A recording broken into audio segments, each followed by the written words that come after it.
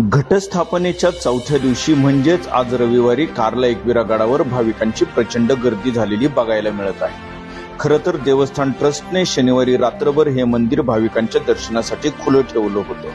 त्यानंतरही रविवार हा सुट्टीचा दिवस आल्याने देवीच्या दर्शनासाठी अगदी भल्या पहाटेपासूनच भाविकांनी प्रचंड गर्दी केलेली दिसून येत आहे। संपूर्ण गड आणि परिसर दर्शनासाठी आलेल्या भक्त भाविकांच्या गर्दीने फुलून गेला आहे।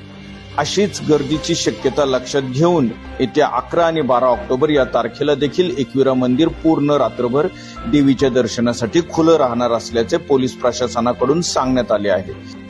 कार्ला फाटा ते एकविरा देवी मंदिर इथून जी जड वाहनं आहेत त्याला आपण बंदी केलेली आहे। त्याबाबत कलेक्टरांचे आदेश प्राप्त झालेले आहेत। दुसरा म्हणजे शेवटचे 9, 10, 11 या दिवशी गर्दी खूप असते, तर त्यावेळेला आपण जो जुना हायवे आहे तिथे जड वाहतुकीला बंद केलेली आहे। शेवटचे जे 2 दिवस 11 आणि 12 या तारखेला रात्री पूर्ण रात्रभर मंदिर उघडं राहणार आहे। तेव्हा त्याप्रमाणे आपण तसा प्लॅन करू शकता आणि आपल्याला दर्शन जास्त गर्दी होणार नाही आणि आपल्याला दर्शन सुलभ होईल। तसे